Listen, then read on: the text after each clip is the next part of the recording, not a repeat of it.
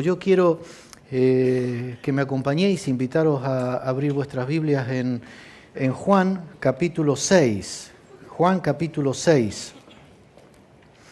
Estamos durante este último tiempo, esta es ya la quinta predicación de esta serie, en la cual estamos acercándonos a los milagros que registra Juan en su Evangelio. Juan en su Evangelio registra 7 milagros y no los llama milagros, los llama señales.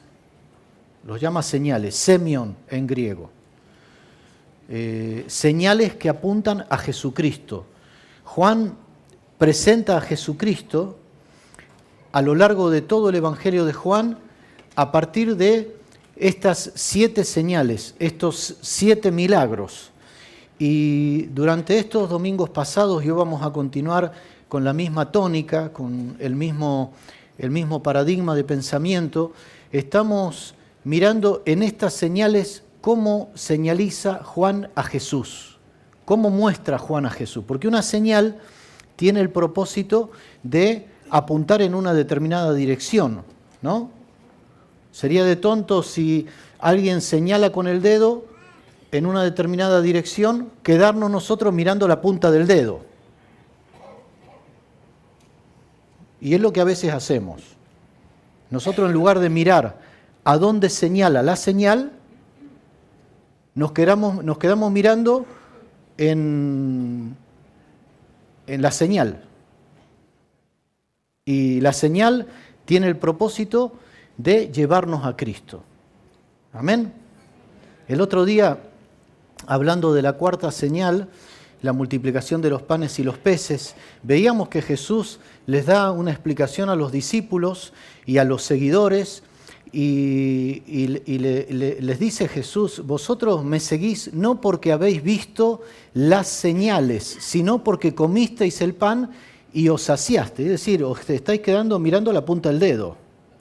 No estáis mirando a dónde señaliza la señal.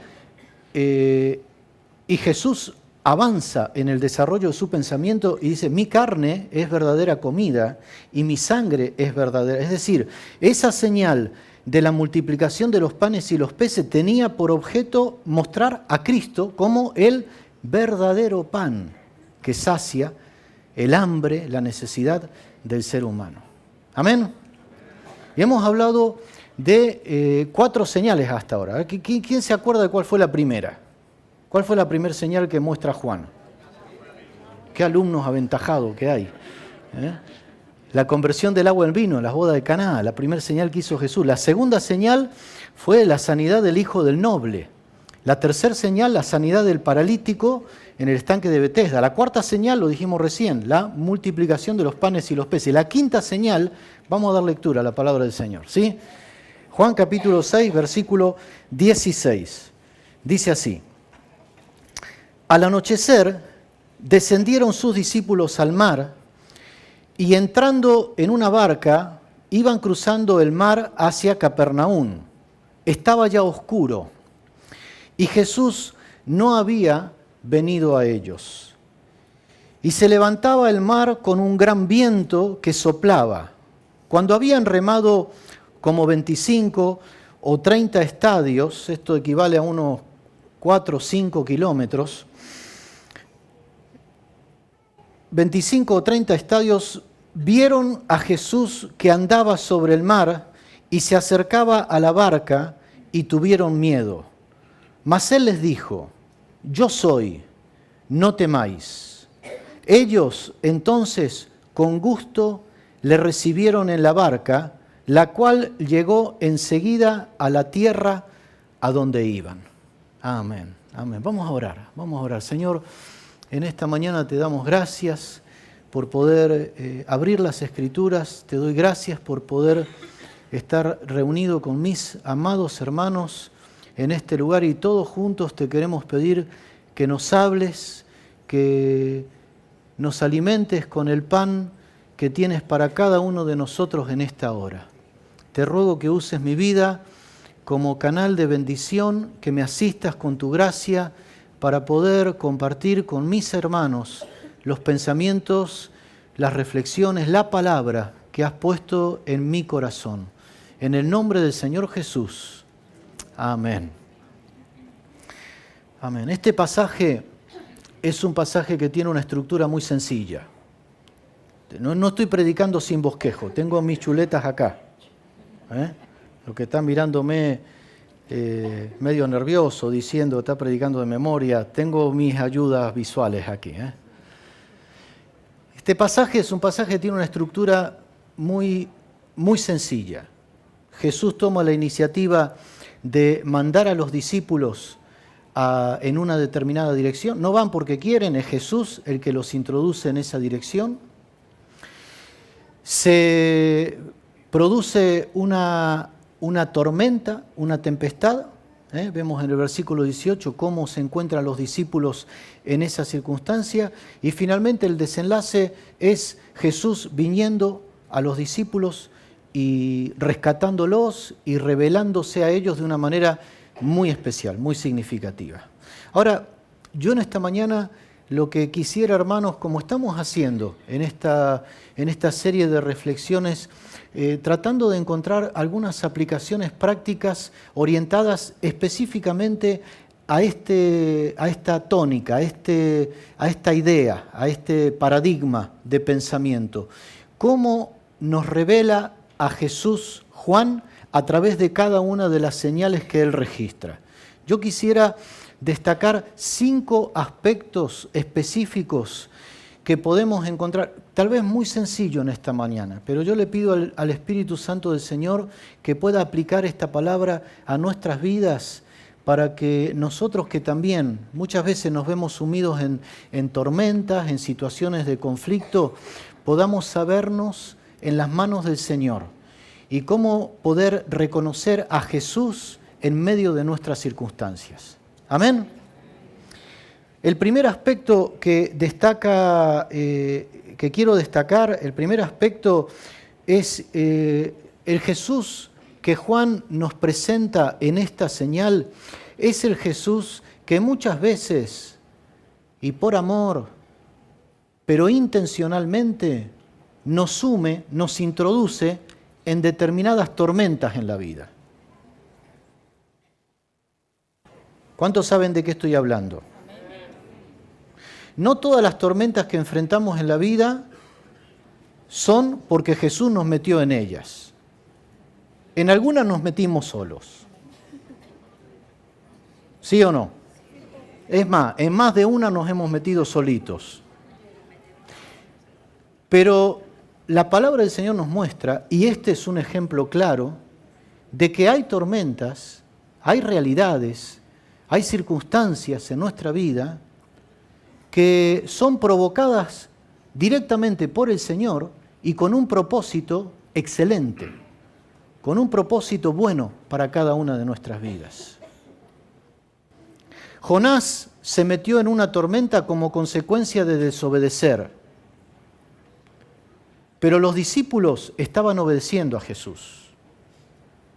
El relato, la narrativa de Juan es mucho más sintética que la de Mateo y Marcos. Lucas no registra este milagro. El otro día, recordáis, decíamos que el único milagro que se repite en los 4 evangelios es el anterior, la multiplicación de los panes y los peces. En este caso encontramos este registro en Mateo, en Marcos y en Juan. Mateo capítulo 14, Marcos capítulo 6, que por cierto, si queréis marcar en vuestras Biblias, después vamos a leer algunos versículos de estos pasajes paralelos. Así se llama, cuando hay un pasaje, cuando hay una historia que se repite en distintos evangelios, se llaman pasajes paralelos, porque ese mismo pasaje se narra de forma paralela en otro de los evangelistas, de los historiadores, de los que registran inspirada la historia de Jesús. Amén. Así que recuerda, Mateo 14, Marcos 6 y Juan 6. Si tienes ahí tu Biblia, aprovecha para marcarlo y vamos a tener estos tres pasajes paralelos. Jesús permite en muchas de nuestras situaciones periodos críticos. Muchas veces nosotros podemos leer estas señales o estos milagros como si fueran realidades inconexas. No lo son. De hecho, yo creo, y cuando nosotros hacemos una lectura de la panorámica de todo lo que venían viviendo los discípulos anteriormente y lo que ocurre aquí en esta historia, no podemos dejar de reconocer que había un plan del Señor, que había un propósito del Señor, que Dios soberano, que nos ama, que no permite que ni un cabello caiga de nuestra cabeza sin un buen propósito, muchas veces permite situaciones. ¿Cuántos conocen en carne propia la frase éramos pocos y parió la abuela? Alguno hace así, acá estoy yo. Un poco esta es la situación que estaban viviendo los discípulos para este momento.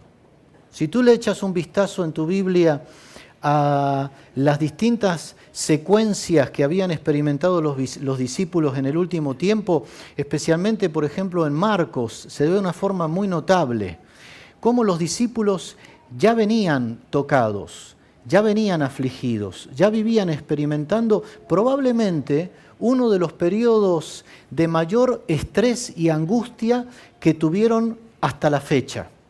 Los discípulos habían estado comisionados por Jesús y habían estado predicando y habían estado confrontándose con poderes diabólicos. Habían estado soportando el rechazo de muchos lugares donde habían ido a predicar y no los habían recibido. Habían soportado el desgaste, el agotamiento, pero para más, en medio de ese periodo, sufre la muerte, el asesinato cruel Juan el Bautista. Y los discípulos son impactados por esa noticia. Este hombre que muere, Juan el Bautista, muere en una fiesta obscena de un líder político psicópata, casado con una mujer en pecado, habiendo matado a su hermano y habiéndose casado con la mujer de su hermano, y lo tiene a Juan el Bautista en la cárcel, y se le ocurre a la mujer actual, o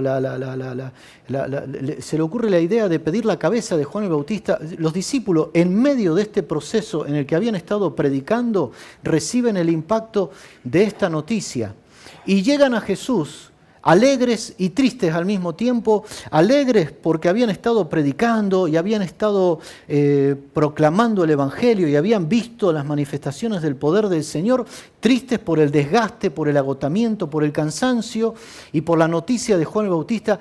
¿Y Jesús qué les dice? Jesús les dice, venid aparte a un lugar tranquilo y vamos a descansar. Qué alegría, ¿no? Qué buena noticia, poder ir con Jesús a descansar. Pero las multitudes, ¿qué ocurre? Que las multitudes, la gente, escucha esto mismo y va detrás de Jesús. Y aquello, en lugar de convertirse en un día de descanso, se convierte en un largo día de trabajo, de esfuerzo, de demanda. Al punto tal que llega la tarde y Jesús, los discípulos se acercan a Jesús y le dicen, mira, Señor, despide a la multitud, la hora es tarde. ¿Por qué? ¿Y qué les dice Jesús? Que vayan a comprar de comer. ¿Qué les dice Jesús? Dale vosotros de comer. O sea, venimos de donde venimos, nos invita Jesús a descansar. En lugar de descansar, nos vemos sumidos en un proceso de más demanda todavía. Y ahora Jesús nos plantea un desafío que excede absolutamente nuestras capacidades, nuestras posibilidades. Jesús, dice la palabra del Señor, lo hizo para probarles, porque Él sabía lo que iba a hacer. Y de hecho se produce la multiplicación, pero encima sobra. Y ellos terminan el día recogiendo 12 cestas llenas. Usted se imagina, recuerda lo que dijimos recién, éramos pocos y dio a luz la abuelita. las cosas a veces se complican. Y Jesús, en ese momento, no sé por qué, probablemente, recordáis, el otro día analizábamos que la gente en medio de ese contexto decide hacer rey a Jesús. Era una tentación para los discípulos. Los discípulos tenían la idea de que Jesús venía para ser rey y para hacerlos libres del yugo de la esclavitud romana. Ese no era el plan de Jesús. Jesús automáticamente les dice a los discípulos que se marchen, que se adelanten, que crucen, que tomen la barca, que crucen al otro lado. Jesús se queda despidiendo a la multitud y se va al monte a orar. Estos detalles los encontramos en Mateo y en Marcos, todos estos detalles. Después vamos a mirar un poquito. Pero lo cierto y lo que quiero decir, hermanos, es que toda esta situación, sería muy absurdo que nosotros pensáramos que todo esto fue fruto de la casualidad. Y quiero decirte en esta mañana que muchas de las situaciones que nosotros vivimos, tienes que tener la certeza de que no son fruto de la casualidad. Si ves que las cosas se están complicando, si ves que estás enfrentando situaciones difíciles, tienes que saber que si eres un hijo amado de Dios, el Señor te tiene en sus manos. Y que permite situaciones a veces difíciles para llevarnos a una relación más profunda con el Señor, para sacar a luz conocimiento de nosotros mismos que tiene que ser descubierto, para modificar nuestra manera de pensar, para rectificar nuestra manera de pensar, de manera que se ajuste a la manera de pensar del Señor. Los discípulos estaban donde estaban, no como fruto de la casualidad, del azar o de haber tomado una decisión equivocada. Y qué difícil es en la vida del cristiano cuando nosotros tenemos que conciliar la obediencia a Dios con la situación actual de dificultad que podemos estar enfrentando. Pero es en esos momentos donde necesitamos reafirmarnos en saber que somos hijos amados de Dios y que si Dios está permitiendo alguna circunstancia, alguna tormenta en nuestra vida, es con un propósito bueno.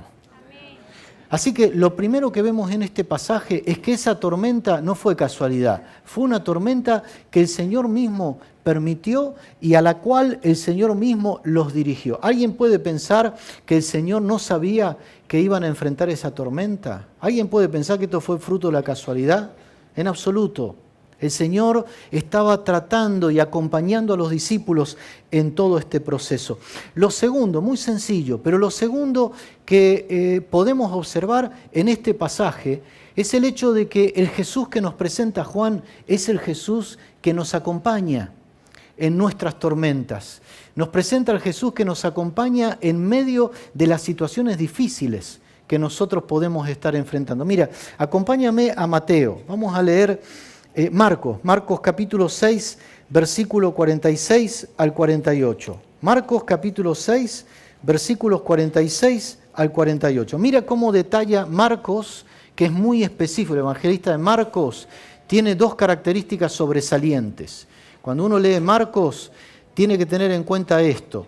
Marcos es muy dinámico, siempre encontramos en las narrativas de Marcos y después de estas cosas, Marcos está permanentemente imprimiendo una dinámica de movimiento. Marcos es el evangelio que se escribe para los romanos. Los romanos eran un pueblo físico, de guerreros, de lucha, de dinámica.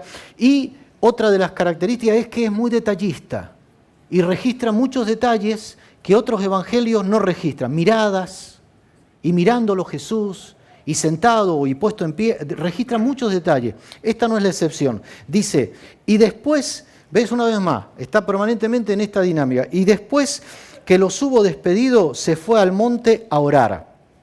Y al venir la noche, la barca estaba en medio del mar, y él solo en tierra.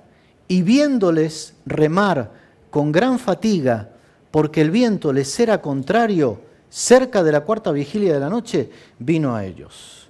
Es decir, el Jesús que nos presenta Juan no es solo el Jesús que nos introduce a veces en determinadas tempestades, en determinadas situaciones en la vida, sino el Jesús que nos acompaña, el Jesús que está con nosotros, el Jesús que nos ve.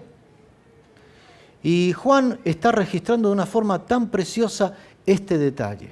Hermano, hermana, puede que en medio de tu tormenta tú no veas a Jesús, pero eso no significa que Jesús no te vea a ti.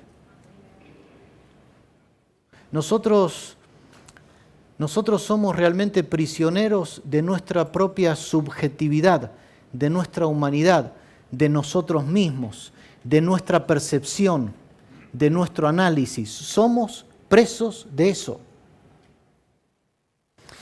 Y nos pasa lo que a veces les pasa a los niños, antes de que los psicólogos nos expliquen que desarrollan la teoría de la mente, lo que se conoce como la teoría de la mente. Cuando tú juegas con un niño chiquitito de menos de 3, 4 añitos y tú te escondes, el niño lo que cree es que te fuiste. Y cuando aparece hace una fiesta. Y nosotros a veces estamos en la misma situación.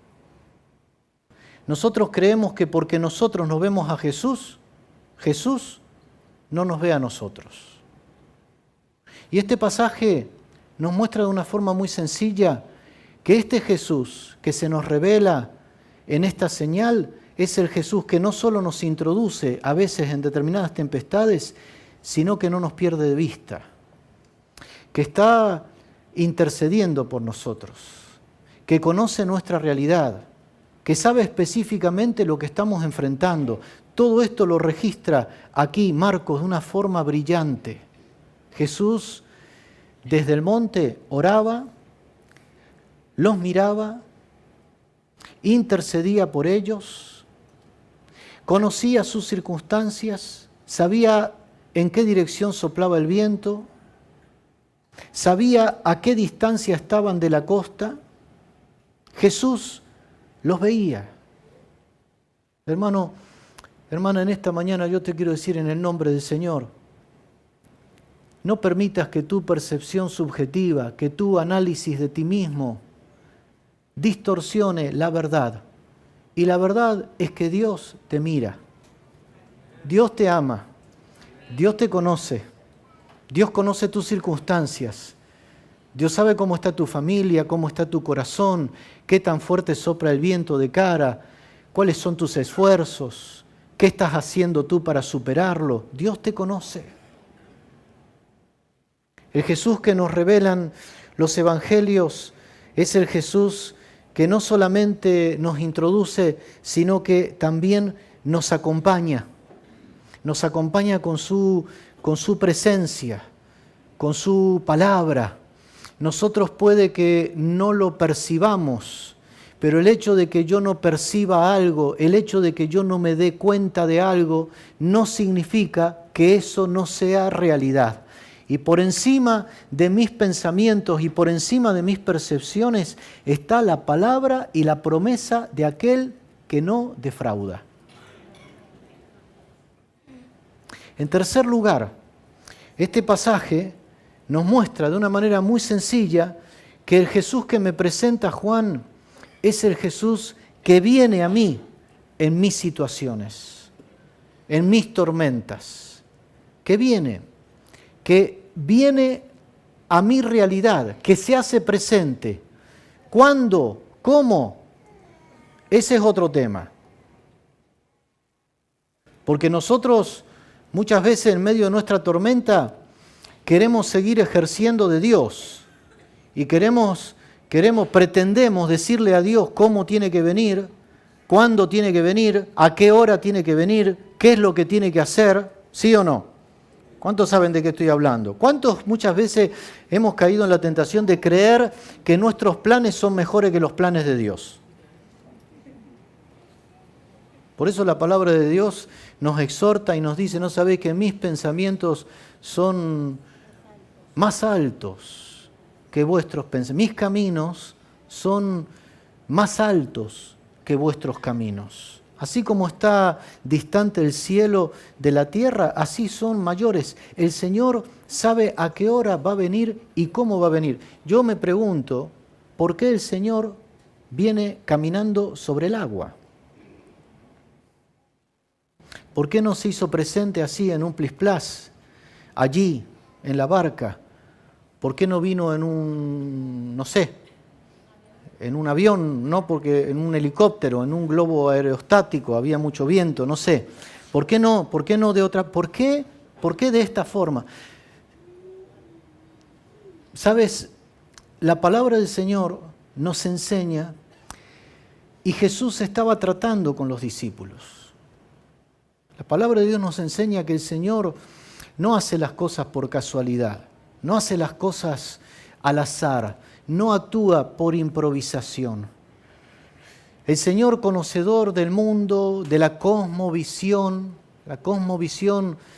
es algo así como esas gafas que tenemos instaladas adentro de nuestra mente que nos hacen ver cómo es el mundo, que nos dicen cómo son las cosas. El Señor conocía, todo esto está muy influido por la cultura en la que hemos nacido, por los aprendizajes que hemos tenido, por los valores que hemos recibido desde chiquititos. Y los discípulos no eran la excepción.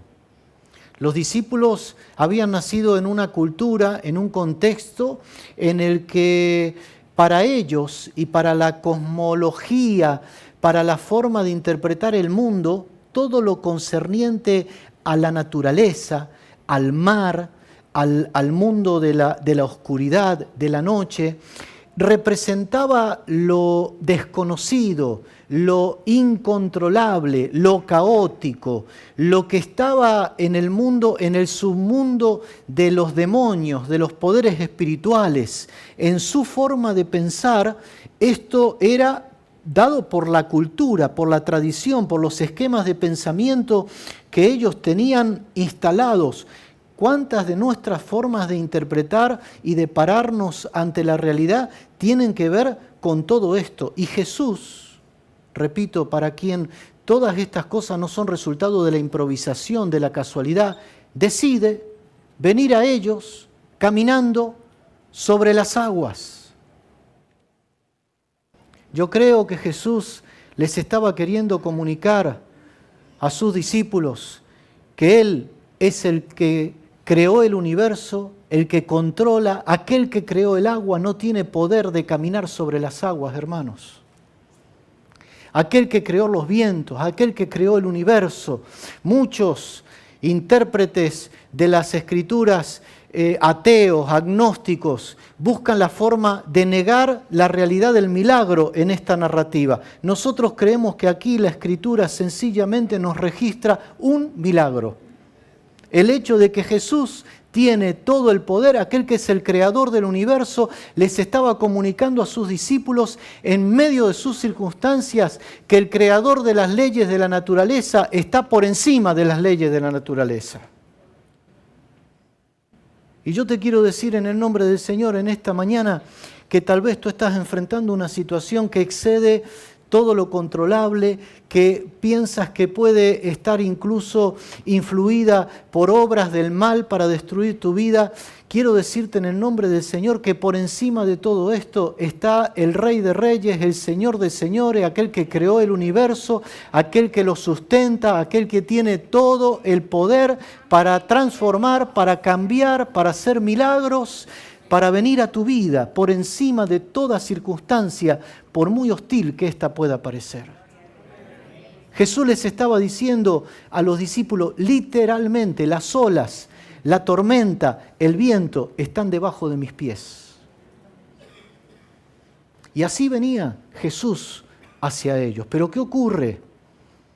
En una primera instancia, los discípulos,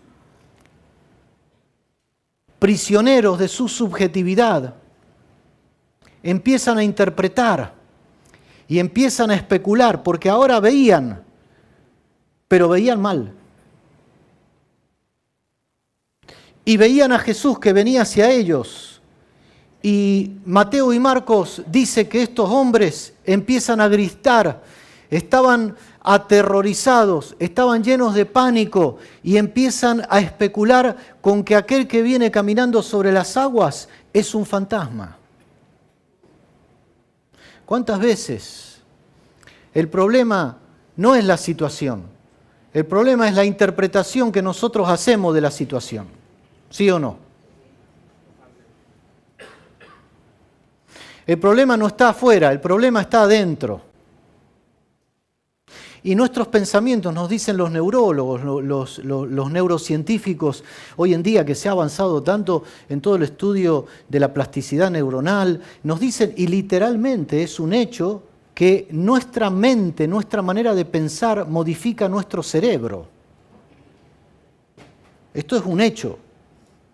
Los recuerdos, de alguna manera, se fijan en nuevas estructuras neuronales que se forman a partir para codificar. No saben cómo concretamente se codifica, pero sí se han hecho estudios de neuroimagen que muestran que ante determinados eventos positivos o negativos se ve cómo el cerebro sufre una modificación, cambia. Por eso yo creo que la palabra del Señor quiere afectarnos saludablemente para transformar nuestra manera de pensar. Pablo lo dice allí en Romanos, hermanos, ser transformados, renovados en el espíritu de vuestra mente, para que cambiando vuestra manera de pensar, cambie vuestra manera de vivir. En medio de mis tormentas, Dios viene para corregirme, para rectificarme, para sanarme, para ayudarme a pensar como es debido, para ayudarme a pensar, para llevarme a pensar con la mente de Cristo. ¿Y cuál es el pensamiento de Dios para cada uno de los hijos del Señor? ¿Sabe cuáles son los pensamientos que el Señor tiene acerca de nosotros? Dice la palabra del Señor, pensamientos de bien y no de mal, pensamientos de paz, pensamientos de amor, pensamientos de restauración, pensamientos de vida. Jesús venía caminando sobre esas olas y los discípulos estaban pensando mal, interpretando mal. Yo le pido al Señor que nos ayude en medio de nuestras tormentas a dejarnos rectificar por el Espíritu Santo de Dios, para que nos transforme en el fuero más íntimo de nuestro ser, de manera que nosotros podamos ser el reflejo del Señor allí donde estamos. Amén. Con respecto a los demás, pero también con respecto a nuestro pensamiento acerca de nosotros mismos. Jesús venía a sus amados discípulos, por los cuales había estado intercediendo y orando, a los cuales había querido librar de la trampa y la seducción de convertirse en un reinado político, social de la época, y con quienes tenía un plan de revelarse como el Rey y el Señor. El Jesús que viene a ellos se revela de todas estas maneras. En cuarto lugar, este pasaje nos muestra que el Jesús que viene a los discípulos nos presenta al Jesús que calma nuestras tempestades. Hermanos, lo estamos diciendo y lo estamos repitiendo. Estos pensamientos, estas ideas. Jesús, hay algo muy interesante en este pasaje. Antes de Jesús calmar la tempestad, calma a los discípulos.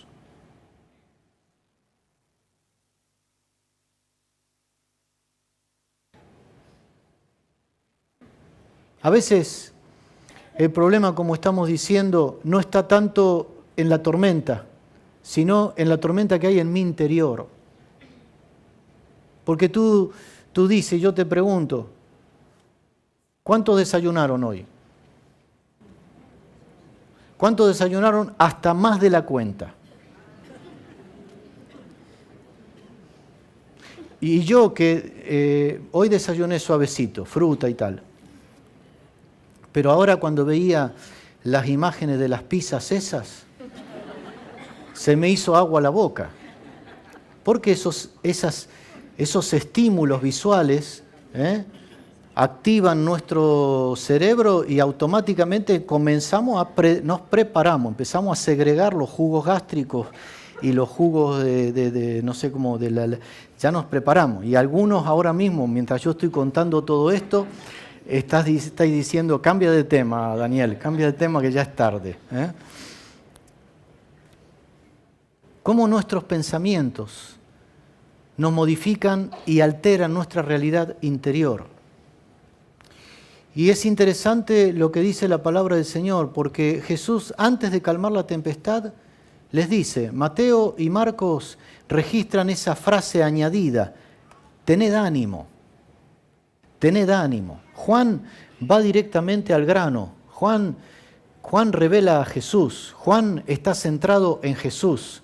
Mirad, un detalle interesante, este mismo pasaje, en los pasajes paralelos, Mateo, por ejemplo, registra que Pedro caminó sobre las aguas, es este episodio. Juan lo omite. Para Juan el centro es Jesús. No quiere ni siquiera añadir ningún añadido a la historia que ponga el énfasis en aquellas cosas que yo puedo hacer con Jesús. Es legítimo. La experiencia y cuántas predicaciones hemos oído de caminar sobre las aguas y de mantener la mirada. Juan omite esto. Yo no creo que sea porque estaba enfadado o compitiendo con Pedro, como alguno podría especular. Yo creo que Juan está enfocado en Jesús. Incluso en este detalle, ni siquiera añade tengan ánimo. Simplemente va y pone el foco, concentra toda la luz en este aspecto. Yo soy. Yo soy, dice la palabra del Señor. Yo soy, no temáis. Hermano, Jesús, antes de calmar la tempestad que está afuera, quiere calmar la tempestad que está dentro. Y a veces la tempestad que está afuera, objetivamente, como recién os pregunté, ¿cuántos desayunasteis? ¿Cuántos estáis vivos? Evidentemente, si estamos aquí es porque estamos vivos. Tenemos salud, tenemos familia, tenemos amigos, tenemos tantos recursos, tenemos comunidad de fe, tenemos posibilidades. Vivimos en un lugar, en uno de los lugares más bonitos del planeta Tierra, Mallorca. Dios nos ha traído a uno de los lugares más bonitos que hay tantas maravillas, tanta riqueza, tantas posibilidades. Sin embargo, a veces, la tormenta que hay en tu interior no te impide disfrutar de toda la bendición de Dios y te lleva a sobredimensionar la tormenta o los posibles problemas que hay a tu alrededor. Jesús viene a ellos y calma la tormenta. Y la tormenta que calma, y la más importante y la primera, es la tormenta de adentro. Pero también tiene poder para calmar la tormenta de afuera. De manera tal que en esta mañana te digo en el nombre del Señor, inspírate en fe, descansa en el Señor. Tal vez estás enfrentando tormentas con tus hijos, adolescentes, en tu matrimonio, con tu futuro, en el trabajo, tal vez económicos, no sé de qué índole puede ser.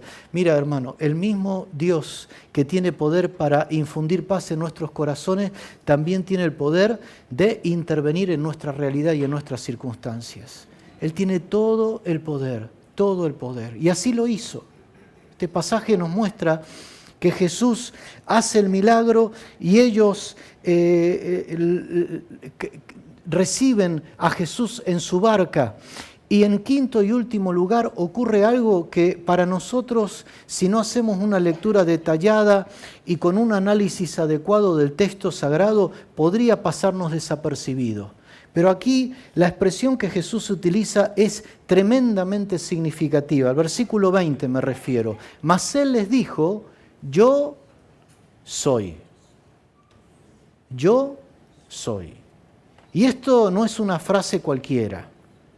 De hecho, Juan, en ciertas palabras que repite a lo largo o expresiones que repite en su evangelio, teológicamente hablando, esta es una de las expresiones más contundentes, más poderosas que Juan utiliza. Porque ese yo soy no es un yo soy cualquiera. ¿Veis? En vuestras Biblias normalmente está traducido en mayúsculas, ¿a que sí? Porque ese yo soy es un título, es el nombre, y es el nombre de una persona, y es el nombre de la persona de Dios. Ningún judío podía expresar esto o manifestar esto, sino refiriéndose exclusivamente a Yahvé, a Jehová, a Dios, aquel que se reveló en el Antiguo Testamento. Cuando se reveló el Señor a Moisés, ¿cómo se reveló? Yo soy el que soy. Así les vas a decir, cuando me pregunten quién me manda, ¿qué le vas a decir al pueblo de Israel? Te manda el que es. Yo soy el que soy. Las mismas letras, las mismas consonantes que se utilizan para escribir la palabra Jehová, que es lo que significa Yahvé, yo soy el que soy, son las letras, las consonantes que se utilizan para escribir el verbo ser en hebreo. Son las mismas letras, en otro orden, las mismas letras. Hermanos, Jesús permite determinadas circunstancias en nuestra vida porque nos quiere llevar a un conocimiento más íntimo, más profundo, más trascendente, más significativo de quién es el Señor. Jesús estaba llevando a los discípulos en este proceso, no de casualidad, todo lo que venían experimentando y habían vivido para llegar a este punto y lo que iban a experimentar en el futuro, tiene que ver con esto. Es muy probable, yo creo, es muy probable que las enseñanzas que Jesús iba a transmitir a sus discípulos y al resto de las personas que lo seguían próximamente, todo el capítulo 6 y el capítulo 7 son una enseñanza de Jesús riquísima y muy profunda. Hace unos domingos atrás Raúl predicaba acerca de esto, justamente dentro de este contexto. Las palabras que yo os he hablado son espíritu y son vida. Están en este mensaje. Jesús está hablando con los discípulos y dándoles una enseñanza que es una enseñanza que no estarían preparados para recibir de no haber atravesado por este proceso en el cual veían que efectivamente Jesús les iba a decir al día siguiente a ellos y a todas las multitudes: el que no come mi carne y bebe mi sangre no tiene vida. Esto en la mentalidad hebrea era hablar en términos de antropofagia, de comer carne humana, era una aberración, era un sacrilegio. Jesús los estaba preparando para una revelación profunda de quién era Él. Ellos habían visto a este que ahora les daba este mensaje profundo y contundente, multiplicando los panes y los peces, pero también caminando sobre las aguas de la tormenta embravecida, viniendo a ellos. Cuando todas las multitudes, al escuchar el mensaje de Jesús, comenzaron a irse, y Jesús les dijo a los discípulos: ¿queréis iros vosotros también? Pedro, inspirado por el Espíritu Santo, pero también marcado por este recuerdo de la enseñanza de Jesús, del trato de Jesús con ellos, le dice: Señor, ¿a quién iremos, Señor? ¿A quién iremos si solo tú tienes palabras de vida eterna? Hermano, para concluir en esta mañana, la pregunta que yo te hago, frente a todo este escenario, frente a todo este pasaje, es decir, ¿tú estás dispuesto en el día de hoy a reconocer por encima de tu tormenta aquel que te metió en la tormenta? Si no es que te metiste tú en una tormenta como consecuencia de haber andado haciendo el indio, me refiero. Pero si tú sabes que estás caminando de la mano del Señor, que eres un hijo del Señor, que estás andando en integridad, que sabes que Dios te ama y que estás yendo como los discípulos en el rumbo en el que de la vida, de la naturalidad, de caminar con el Señor, y sin embargo te ves metido en una tormenta, te ves metido como los discípulos en una especie de olla. ¿Sabéis? El mar de Galilea está a 200 metros bajo el nivel del mar, rodeado de altas montañas. De pronto se producen cambios repentinos en el clima que hacen que se desaten unas tormentas tremendas. Tal vez, tú estás experimentando una tormenta en tu vida, una situación difícil. La pregunta es, en esta mañana, ¿tú estás dispuesto a decirle, Señor, yo quiero discernir tu trato amoroso, confiado y seguro sobre mi vida. Yo sé que esa tormenta no es para aprobarme o para reprobarme, no es para que califique, no, aquí todos los que son hijos de Dios han calificado, y si Dios permite algo es para estirar de nosotros hacia arriba, para mostrarnos más de la naturaleza del carácter de Cristo, para revelarnos más las trampas con las que a veces nosotros lidiamos y que están en nuestro interior, que son reflejo de una naturaleza caída, que necesita ser descubierta, desenmascarada, delante de la presencia de aquel que es el Rey y Señor, para perfeccionarnos. Entonces en esta mañana yo te propongo en el nombre del Señor, ahí donde estás, hacer lo mismo que hicieron los discípulos.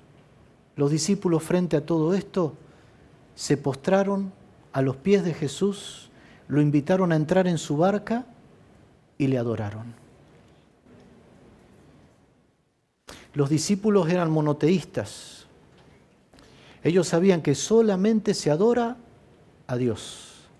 De manera que si estaban postrados a los pies de Jesús adorándole, era porque sus ojos habían visto la luz y habían reconocido a aquel que había venido. Y no lo dejan fuera de la barca. Lo invitan a entrar a su barca. Y cuando está en la barca se postran a sus pies para adorarle. Yo no sé cómo te encuentras, hermano. Yo percibo, discierno la presencia del Señor en este lugar de una forma extraordinaria. Yo sé que este es un día de liberación, es un día en el que Dios quiere glorificar su nombre en tu vida. Y quiero hacerte esta invitación ahí donde estás. Inclina tu rostro y comienza a hablar con tu Señor. Decirle, Señor, yo te necesito presente en la barca de mi vida y quiero postrarme a tus pies, adorarte, reconocerte. Quiero dejar de estar peleado con mis circunstancias. Quiero dejar de estar renegado con pensamientos, abrumado, cargado por tormentas internas. Es que hasta tal punto es la realidad que ni siquiera la tormenta externa justifica que yo esté tan agitado o agitada internamente. Yo quiero en el nombre de Jesús postrarme a tus pies y adorarte.